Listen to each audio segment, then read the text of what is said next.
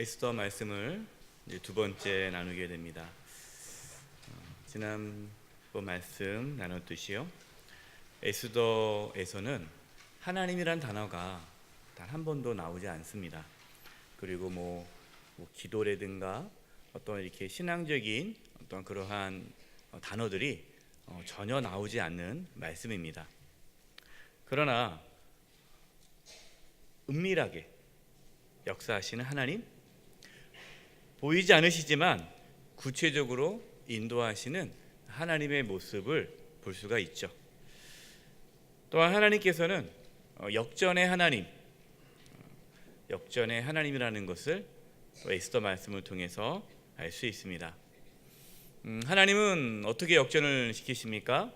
교만한 자를 물리치시고 낮은 자, 겸손한 자를 일으키시는 하나님이시다라고 오늘 에스더 말씀을 통해 우리는 알 수가 있죠. 또 우리가 어떠한 고난과 또 역경과 환난 가운데 있어도 하나님께서는 또 우리의 삶을 구원해 주시고 합력하여 선을 이루어 가신다라는 것을 오늘 말씀을 통해서 알 수 있습니다. 저와 여러분의 삶 가운데, 우리의 삶 가운데 어떠한 어려움과 환난과 고난이 있을지라도 역정케 하시는 하나님, 또 은밀한 가운데 우리를 이끌어 가시는 하나님, 보이지 않으시지만 구체적으로 우리를 지켜주시는 그 하나님의 은혜를 경험할 수 있기를 간절히 바랍니다. 첫 번째 반전은 겸손한 자를 높이십니다. 1번, 에스더가 왕에게 나아갈 때에 어떤 일이 일어났습니까? 모르드게가 에스더에게 얘기를 하죠. 왕에게 가서 부탁을 해라. 그러나 그 당시에 법에 의하면 왕이 부르지 않았는데 왕에게 나아가면 죽임을 당한다고 하지 않았습니까? 그래서 에스더는 기도를 요청하고 죽으면 죽으리라 하나님을 의지하며 나아갔습니다. 그렇게 에스더가 왕에게 나갔더니 어떠한 일이 일어났는가? 에스더 5장 2절에서 3절 말씀을 한번 보겠습니다. 시작. 왕의 에스더가 뜰에 선 것을 본즉 매우 사랑스러움으로 손에 잡았던 금규를 그에게 내미니 에스더가 가까이 가서 금규 끝을 만진지라. 왕이 이르되 왕후 에스더여, 그대의 소원이 무엇이며 요구가 무엇이냐? 나라의 절반이라도 그대에게 주겠노라 하니. 이상하게, 전혀 예상하지 못하게 상황이 벌어졌죠. 원래는 어떻게 되는 겁니까? 죽어야 되잖아요. 왕이 부르지 않았는데 왕 앞에 나갔기 때문에 네가 감히 어디 나한테 부르지도 않았는데 나왔냐 하고 호통을 칠 줄 알았는데, 에스더가 뜰에 선 것을 본 왕, 그 마음에 너무나 이 자기 아내가 사랑스러워 보였다라는 겁니다. 누가 그렇게 하셨을까요? 하나님께서 저와 여러분에게 날마다 은혜를 부어주셔서 배우자가 사랑스럽게 보일 수 있기를 바랍니다. 네. 뭐 어떤 분들은 뭐 은혜가 아니어도 보이는데요. 그게 은혜예요. 당연한 게 아닙니다. 하나님의 은혜로 이 지금 왕이, 이 왕후가 너무나 아름답게 보이고 사랑스럽게 보이는 거예요. 그 다음에 하나님께서 그 왕에게 어떤 마음을 주십니까? 뭐 에스더가 부탁하지도 않았어요. 근데 왕이 소원이 있으면 말해라. 내가 나라의 절반이라도 주겠다. 평상시에 그렇게 하든가. 보니까 평상시에는 그렇게 하지 않았던 것 같아요. 왕후에게 나라 절반을 주겠다, 소원을 말해봐라, 그런 경우가 없었던 것 같아요. 있었으면 벌써 많이 했겠지만 갑자기 그냥 이 왕의 마음에 그 생각이 드는 거예요. 하나님께서 왕의 마음을 음지이신 거죠. 그렇습니다. 우리가 죽으면 죽으리라. 정말 우리가 하나님의 뜻을 위하여 우리의 목숨을 내어놓고 살아갈 때에 그게 죽음의 길이 아니라 그게 살 길이 되는 거예요. 누구든지 살고자 하는 자는 죽게 될 것이고, 누구든지 하나님을 위하여, 복음을 위하여 목숨을 내놓는 자는 생명을 얻는다고 말씀하지 않았습니까? 우리 그리스도인들은 살기 위해 사는 자들이 아니에요. 세상 사람들은 살기 위해 살죠. 우리는 살기 위해 사는 것이 아니라 하나님의 뜻을 이루기 위해 사는 거예요. 죽으면 죽으리라. 그럴 때 그때 생명의 길이 열리는 거예요. 저와 여러분 가운데서도 이러한 생명의 길이 열릴 수 있기를 바랍니다. 하나님의 일은요, 상상할 수 없어요. 하나님께서 하시는 일은 우리가 생각하는 그 생각 이상입니다. 그렇기 때문에 우리는 그 하나님의 능력을 믿고 선하심을 믿고 믿음으로 나아가는 거예요. 뭐 누가 이렇게 왕이 에스더에게 이렇게 얘기할 줄 누가 알았겠어요? 두 번째, 에스더는 왕에게 무엇을 구하였습니까? 에스더 5장 4절입니다. 시작. 에스더가 이르되 오늘 내가 왕을 위하여 잔치를 베풀어 싸우니 왕이 좋게 여기시거든 하만과 함께 오소서 하니. 자, 여기서요, 에스더가 참 지혜로운 여인이라는 걸 알 수 있습니다. 왕이 얘기했어요. 그대 소원이 무엇인가? 나라의 절반이라도 주겠다라고 했을 때 냉큼 받지 않았어요. 냉큼. 왕이시여 감사합니다. 저 살려주세요. 이미 이렇게 바로 이렇게 얘기하지 않고 잔치를 베풀게 해달라 그럽니다. 잔치를. 왕을 위해서 잔치를 벌릴 수 있도록 허락해달라는 거예요. 여러분, 얼마나 왕이 기쁘겠습니까? 나라 절반을 주겠다 했는데 이 왕비 하는 말이 왕을 위해서 잔치를 벌이고 싶다라는 거예요. 그러니까 왕을 뭐 하는 겁니까? 세워주는 거죠. 이렇게 높여주는 거 아닙니까? 바로 요구하지 않았어요. 하나님의 때를 기다리고 또 하나님께서 이루실 것을 생각하면서 이렇게 일을 처리해 나갑니다. 우리에게는 이러한 지혜가 있기를 바라요. 뭐 어떤 좋은 기회가 왔다고 했을 때 물론 바로 잡아야 되겠지만 그때가 어느 때인지, 정말 지금 잡아야 할 때인지 좀 더 생각하고 때를 기다려야 할지를 우리는 기도하는 가운데 그거를 생각을 해야 됩니다. 급하면 안 돼요. 성격 급하신 분들이지 않습니까? 그냥 막 팍팍팍팍 하시는데 그러면 안 되고 이렇게 한번 생각하고 또 한번 생각하고 천천히 가야 돼요. 하만도 함께 오소서. 하만도 오게 합니다. 하만은 이 에스더가 유대인인 걸 알았을까요? 모를까요? 몰랐어요. 뭐 그동안 왕후가 자기가 유대인이라는 걸 얘기 안 했기 때문에 모르죠. 그러니까 당연히 모르고 이 하만은 왕비가 왕후까지도 나를 왕과 자기만 다 이렇게 잔치를 초청했으니 너무 기분이 좋은 거예요. 그 왕이 이제 잔치를 베푸니까 또 얘기하죠. 너무 기쁘다, 즐겁다. 왕비, 이제 한번 소원을 얘기해 보십시오.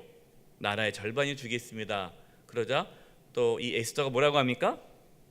잔치를 한 번 더 해달라고 또 요청을 하죠. 한 번만 하는 것이 아니라 한 번 더 해달라고, 잔치를. 그러니까 왕이 너 기쁜 거예요. 이렇게 나를 생각하는구나.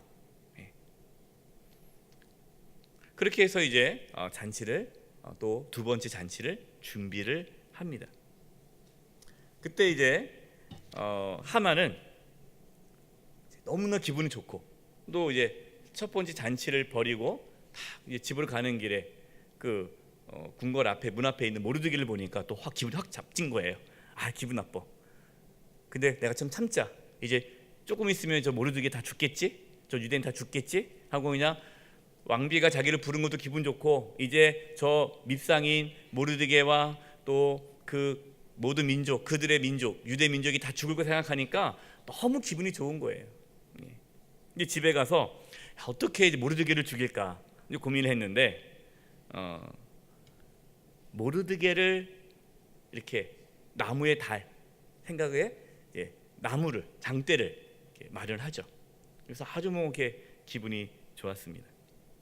이렇게 하만이 모르드게를 매달기 위해 나무를 이렇게 만들 때에 그때 어떤 일이 일어났는가? 3번입니다. 하만이 모르드게를 매달기 위해 나무를 세울 때에 어떤 일이 일어났습니까? 오늘 본문인데요. 에스더 6장 1절 3절입니다. 보겠습니다. 제가 읽을게요. 그날 밤에 어느 밤이에요? 하만이 모르드게를 죽이려고 나무를 세운 그날 밤에 왕이 잠이 오지 아니하므로 명령하여 역대 일기를 가져다가 자기 앞에서 읽히더니 왕이 잠이 오지 않았어요. 누가 잠이 오지 않게 했을까요? 하나님께서 잠이 오지 않게 했어요. 여러분 때로 이렇게 잠이 오지 않을 때 혹시 하나님이 나에게 무슨 말씀하실 게 있는가라고 생각해도 좋아요. 예. 그래서 잠이 오지 않을 때라는 또 시도 있어요. 제가 좋아하는 시가 잠이 오지 않을 때라는 시가 있는데 제가 참 좋아하는 시 중에 하나인데 그 시에는 이제 잠이 오지 않을 때 그때 내가 사랑하는 사람을 위해 기도합니다. 예. 그 시간에는 다 조용하니까 내가 하나님의 음성에 귀를 기울이셔서 감사합니다. 이러한 시예요. 이 하나님께서 이 아하스로 왕을 잠 못 자게 하는 거예요. 그러니까 잠이 안 오니까 그 당시에 이제 역대 일기를 가져다가 자기 앞에서 읽히더니 역대 일기가 이제 왕중 일기죠. 왕궁에서 있는 일기들을 이렇게 읽게 하는 거예요. 2절이에요. 그 속에 기록하기를 문을 지키던 왕의 두 내시 빅다나와 데레스가 아하수에로 왕을 암살하려는 음모를 모르드게가 고발하였다 하였는지라. 전에 이걸 고발하지 않았습니까? 근데 딱 그게 또 그 본문이 읽혀지는 거예요. 하필 그 본문이에요. 하필. 그러니까 이제 3절 같이 한번 읽어보겠습니다. 시작.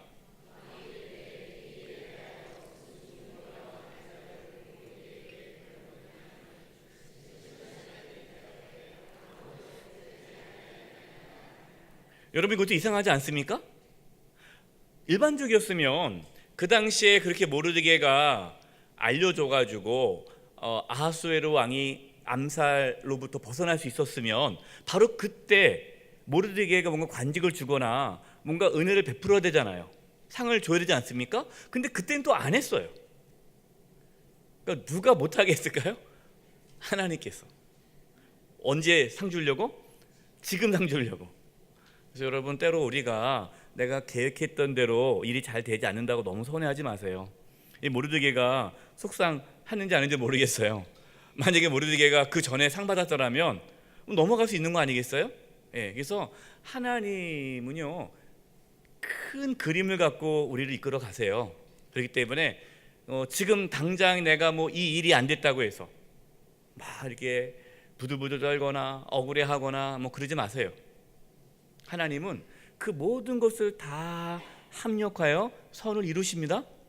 우리는 그것을 믿고 나아가야 돼요. 그러니까 그때 상을 받아야 할 때 상을 안 받았고 아무런 혜택을 받지 못했어요. 그러니까 왕이 어쩜 그럴 수가 있을까?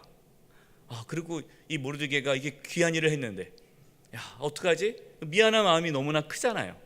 너무나 미안한 마음이 커서 이제라도 모르드게에게 상을 줄 마음을 갖게 되는 겁니다.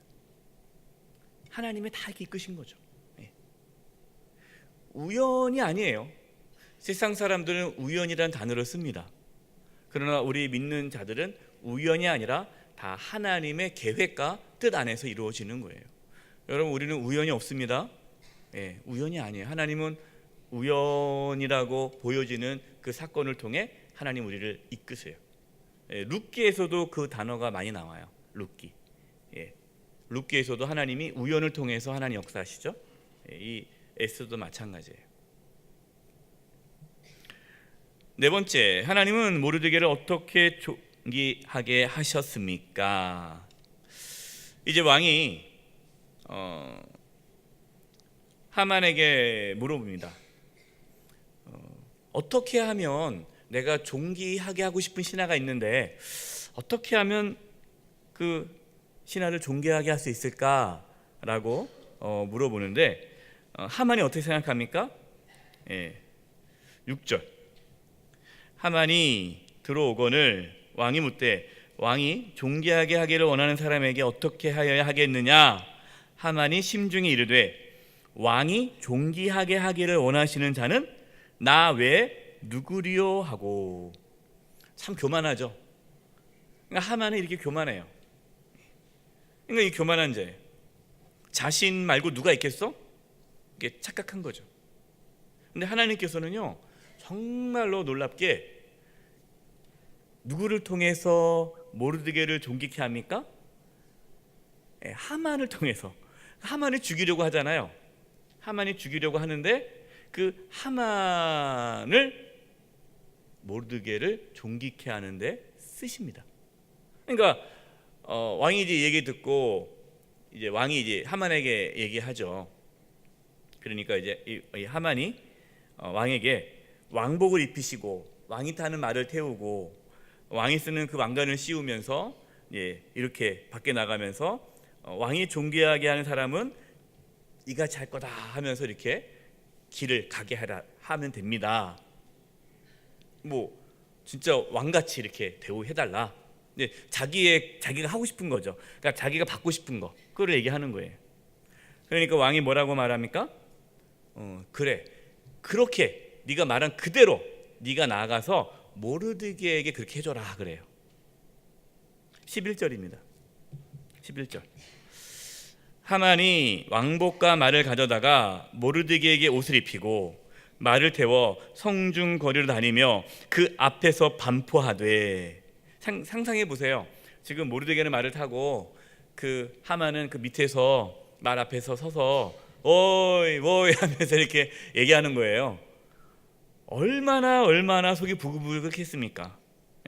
그 앞에 반포하되 왕이 존귀하게 하시기를 원하시는 사람들에게는 이같이 할 것이라 하니라. 우리 12절 같이 읽어보겠습니다. 시작.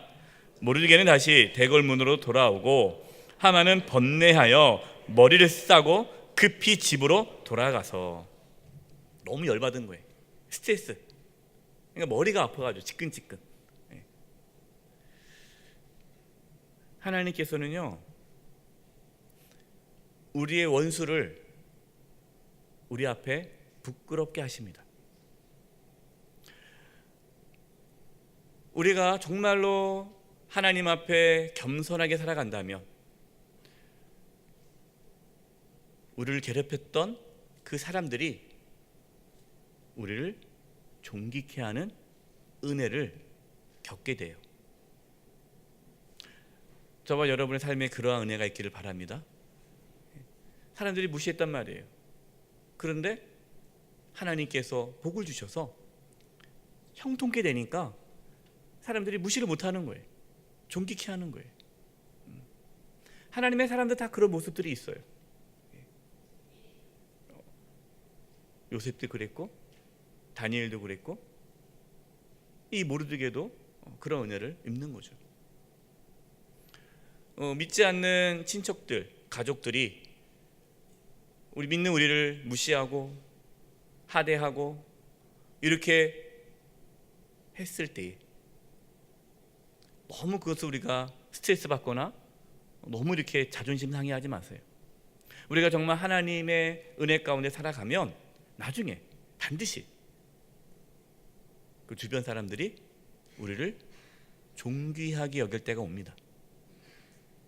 저는 이 은혜를 저와 여러분이 또 우리의 자녀들이 누릴 수 있기를 바랍니다. 이게 축복이에요. 하나님은 원수 앞에 상을 베푸시는 분이세요. 참 다른 사람도 아닌, 그렇죠? 다른 신하가 아닌 이 하만이 이 모르드게를 존귀케 하는데 앞장섰다는 거예요.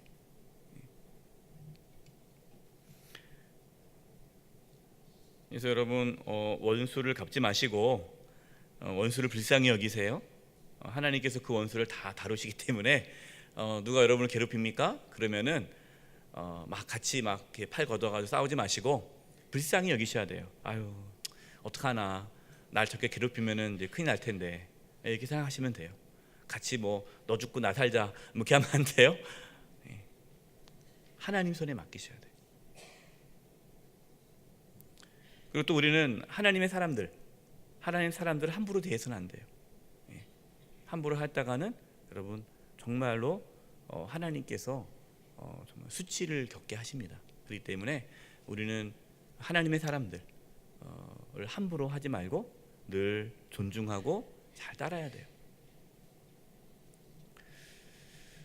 13절에 보니까 이제 이 아내가 이 하만이 집에 들어와서 너무 속상해서 쭉 얘기를 하니까 이 아내가 뭐라고 얘기합니까? 13절에 보니까 당신이 그 앞에서 굴욕을 당하기 시작하였으니 능히 그를 이기지 못하고 분명히 그 앞에 엎드러지리이다.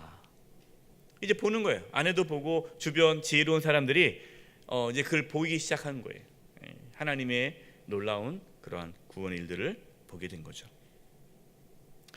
하만의 아내는 모르드게를 이길 수 없다. 그를 이기지 못하고 이렇게 얘기했어요.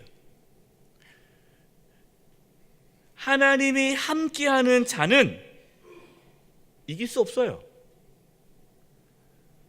우리가 두려워할 것이 없는 것은 하나님이 함께하는 사람은 두려울 게 없는 것이 그 무엇도 그 누구도 하나님의 사람을 이길 수가 없습니다. 그래서 여러분을 이길 자가 없어요? 여러분 이걸 믿으십니까? 네. 당당하게 사시기 바랍니다. 네. 우리를 이길 자가 없어요.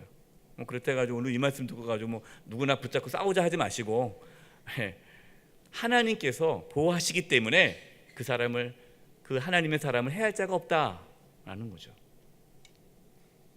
두 번째 반전이 뭐냐? 심판하시고 구원하십니다. 1번, 에스더는 왕에게 무엇을 요구하였습니까? 에스더 7장 3절과 4절이에요. 보겠습니다. 왕은 에스더가 대답하여 이르되, 이제 두 번 이제 잔치를 벌였어요. 두 번째 잔치 때 이제 왕이 얘기하죠. 이제 진짜 얘기해라. 근데 여러분 그때 또 세 번째 잔치하면요, 그때 왕 화냅니다. 때도 계속 뜸들이면 안 돼요. 어떤 분들은 계속은 지혜롭지 못한 거예요. 두 번째가 적절했던 거예요. 아하수에르 왕의 그 성격과 기질을 다 알기 때문에 두 번. 그때는 얘기하는데 잘 보세요. 이 왕후가 어떻게 이야기하는지. 대답하여 이르되, 왕이여, 내가 만일 왕의 목전에서 은혜를 입었으며, 내가 왕에게 은혜를 입었으면, 그걸 전제하는 거예요. 은혜를 안 입었으면은 들어주지 마시고, 은혜를 입었으면, 그 말은 왕을 높이는 거잖아요. 그 다음에 왕이 좋게 여기시면, 그러나 왕이 조금이라도 마음이 불편하면 나는 원치 않습니다. 아주 겸손하게 지금 왕에게 부탁하는 거예요. 이게 지혜죠.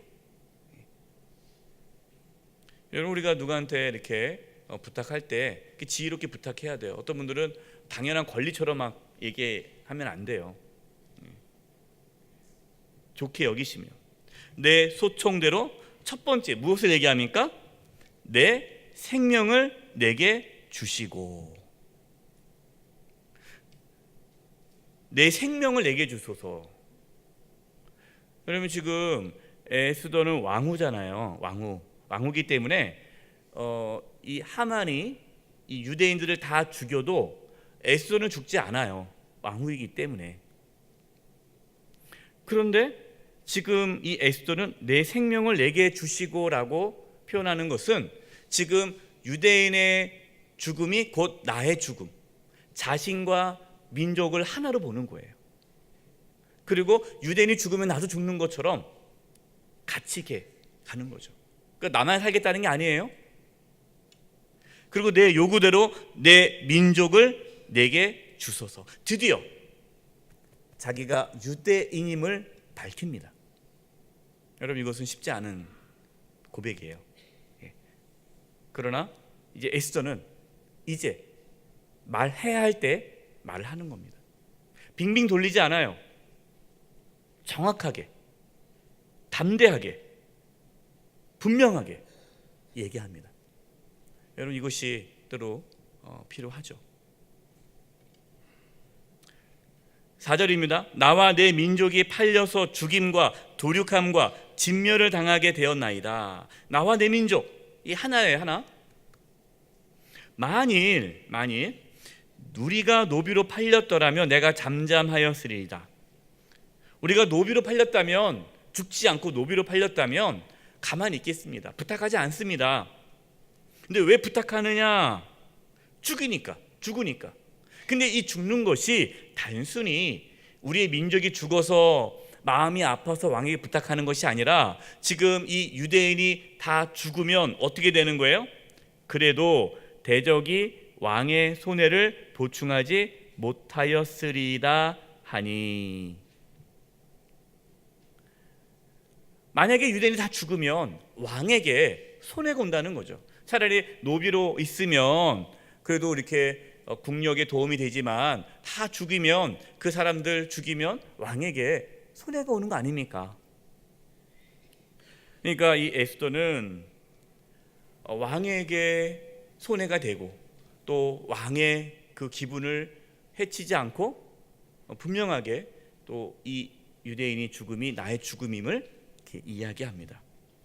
이러한 말을 들으니까 이 왕이 에스더를 너무 사랑하니까, 지금 에스더가 너무너무 사랑스러운 최고치에 이 자기의 아내를 죽인다고 하니 화가 나잖아요. 그래서 누가 감히 이런 일을 하느냐. 그때 에스더가 악한 하만입니다. 정확하게 그 옆에 있는 하만을 지적하죠. 결국 교만한 하만은 어떻게 되었습니까? 에스더 7장 10절. 모르드게를 매달려고 한 나무에 하만을 다니 왕의 노가 그치니라. 모르드게를 매달려고 만든 그 나무에 하만이 달렸어요. 근데 말씀 보면요,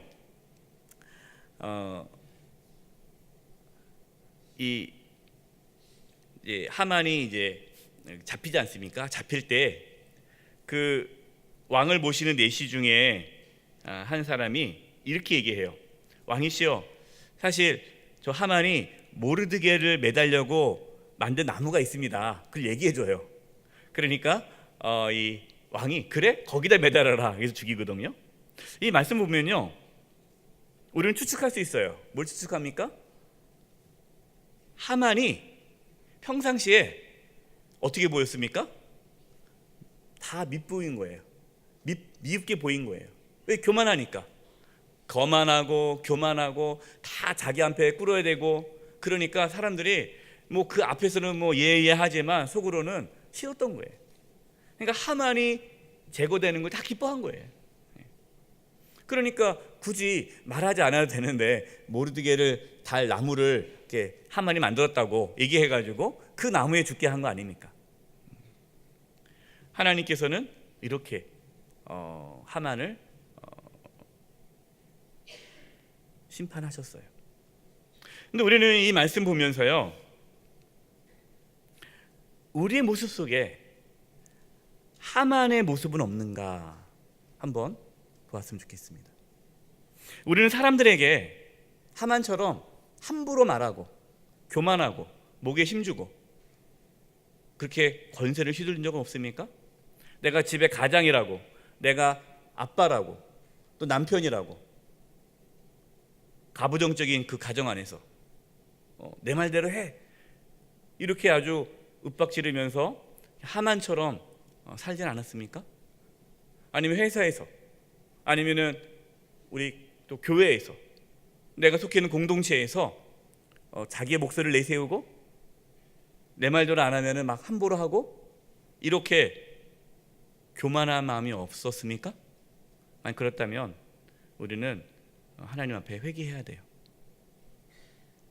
우리는 누구를 만나도 존중해야 되고 겸손해야 되고 함부로 사람을 대해서는 안 됩니다. 세 번째, 우리는 어떠한 반전의 은혜를 어떻게 받았습니까? 저와 여러분도 반전의 은혜를 받았어요. 에베소 2장 3절과 5절 한번 읽어보겠습니다. 시작. 전에는 우리도 다 그 가운데서 우리의 육체의 욕심을 따라 지내며 육체의 마음에 원하는 것을 하여 다른 이들과 같이 본질상 진노의 자녀이었더니 긍휼이 풍성하신 하나님이 우리를 사랑하신 그 큰 사랑을 인하여 허물로 죽은 우리를 그리스도와 함께 살리셨고 너희는 은혜로 구원을 받은 것이라. 우리도 반전의 은혜가 있죠. 지금 이 유대인에게 어떤 반전의 은혜가 있습니까? 하만이 유대인들을 다 죽이고자 하는 그 계획이 있잖아요. 그럼 원래는 그러면은 어떻게 돼야 돼요? 유대인들은 다 진멸당해야 된단 말이에요. 그러나 하나님께서 반전, 죽어야 되는데 살려주시지 않았습니까? 우리도 마찬가지라는 거예요. 우리가 원래 본질상의 진노의 자녀이었더니, 왜냐? 우리는 육신의 욕망대로, 육체의 욕심에 따라 육체가 원하는 대로 악을 행하는 자였기 때문에 저와 여러분은 원래 진노의 자녀. 그러니까 우리는 죽어야 돼요. 우리는 지옥 가야 돼요. 우리는 하나님의 심판을 받아야 돼요. 우리는 심판을 받게 되어 있어요. 우리가 이 땅에 살다가 죽으면 다 지옥 가는 거예요. 이건 정해진 거예요. 그런데 하나님께서 우리를 불쌍히 여기셔서 마치 죽을 수밖에 없는 그 유대인을 하나님께서 기가 막힌 방법으로 이렇게 역전시켜 주셨듯이 하나님께서 예수님을 보내주셔서 저와 여러분을 살려주셨다라는 겁니다. 이것이 은혜잖아요. 이것이 복음이에요. 죽을 수밖에 없는 우리를 하나님의 은혜로 살려주신 거예요. 세 번째 반전, 승리하게 하시고 패배하게 하십니다. 1번, 유다 백성들이 진멸당한 날은 어떤 날로 바뀌었습니까? 에스더 9장 1절을 제가 표준 세번역으로 바꿨어요. 한번 같이 한번 읽어보겠습니다. 시작. 12째 달인 아달월 13일 드디어 왕이 내린 명령과 조서대로 시행하는 날이 되었다. 이 날은 본래 유다 사람의 원수들이 유다 사람을 없애려고 한 날인데 오히려 유다 사람이 자기들을 미워하는 자들을 없애는 날로 바뀌었다. 원래 그날 이제 유대인들이 죽어야 할 날에 반대로 유대인을 죽이려 했던 그 원수들이 심판받는 날로 바뀌었다. 저와 여러분이 하나님의 심판으로 죽어야 되잖아요. 누가 그렇게 한 겁니까? 사탄 마귀가 우리를 죄의 종으로 죽이려고 그렇게 했는데 예수님께서 십자가에 죽으심으로 누가 멸망받게 된 겁니까? 마귀가 멸망받게 된 거잖아요. 예수님께서 이 땅에 왜 오셨어요? 마귀를 멸하시러 오셨잖아요. 그래서 우리를 죽이려고 했던 마귀가 오히려 마귀가 진멸당하는 그 은혜가 우리 가운데 임한 거죠. 그래서 우리는요, 이것이 하나님의 은혜임을 알아야 되고 이걸 당연하게 생각하면 안 돼요. 우리가 구원받은 게 당연한 게 아닙니다. 은혜죠. 이거는 갚을 수 없는 은혜예요. 두 번째, 모르드게는 유다 백성에게 무엇을 명령하였습니까? 에스더 9장 21, 22절 한 규례를 세워 해마다 아달월 14일과 15일에 지키라. 불임절, 이 불임절을 지키라는 거예요. 이날에 유대인들이 대적에서 벗어나서 평안함을 얻어 슬픔이 변하여 기쁨이 되고 애통이 변하여 길한 날이 되었으니 이 두 날을 지켜 잔치를 베풀고 즐기며 서로 예물을 주며 가난한 자를 구제하라 하매. 왜 불임절을 지켜라 하냐면 이 불임절이라는 이 단어가요. 이 부르라는 단어인데 이 부르해서 이제 불임절로 나온 거예요. 이 부르라는 뜻이 제비뽑기라는 뜻이 있어요. 제비뽑기. 이게 뭐냐면 하만이 유대인들을 죽일 때 어떤 날짜에 죽일까 뭐 했습니까? 제비뽑기를 했어요. 그래서 제비 뽑은 그 날짜를 이제 이스라엘 유다 백성들을 죽이려고 하는데, 그 제비 뽑은 그 단어, 부르라는 제비뽑기라는 그 단어를 사용함으로써 원수가 우리를 죽이려고 하기 위해 제비 뽑았는데, 그 제비 뽑기 그걸 통해서 하나님은 또 오히려 원수를 멸하는 날로 바꾸었다는 것을 기념하기 위해 그날을 불임절로 만들었어요. 잔치를 벌였다는 거예요. 즐겼다는 거예요. 여러분, 이것이 우리가 하나님의 구원을 받은 자의 삶의 모습이에요. 우리는 하나님께서 우리를 구원해 주신 것에 대해서 기뻐하고 감사하고 잔치를 벌여야 되고, 또 가난한 자를 구제하는 거예요. 가난한 자를 구제한다는 것은 이웃을 사랑하는 거죠. 우리가 하나님의 사랑을 받았으면 그것만 나만 좋다 하는 것이 아니라 이제는 그걸 가지고 이웃을 섬기라, 사랑하라. 우리는 어떻게 살아야 됩니까? 하나님께서 우리를 죽을 수밖에 없는 우리를 구원해 주신 그 하나님의 은혜에 감사하며 살아야 돼요. 또 우리의 삶 가운데에 하나님께서 놀랍도록 우리를 지켜주시고 이끌어주시고 또 보호해주시는 그 은혜에 감사하며 살아야 돼요. 그 받은 은혜를 혼자만 간직하는 것이 아니라, 혼자만 그를 누리는 것이 아니라 어떻게 해야 돼요? 베풀어야 돼요. 나누는 거예요. 여러분, 이것이 은혜를 아는 자 아닙니까? 은혜를 아는 자는 혼자 간직하지 않아요. 그거를 베푸는 거예요. 우리가 이 땅에 살아가면서 그 구원의 은혜에 감사하며, 또 날마다 우리를 그 원수의 손에서 건져주시고 정말 우리를 눈동자와 같이 보여주시는 그 하나님의 은혜에 감사하며 기뻐하며, 또 그 은혜를 또 우리 주변 분들에게 나누며 베풀며 살아감으로 풍성한 삶을 살아가는 저와 여러분 되기를 간절히 축원드립니다. 기도하겠습니다.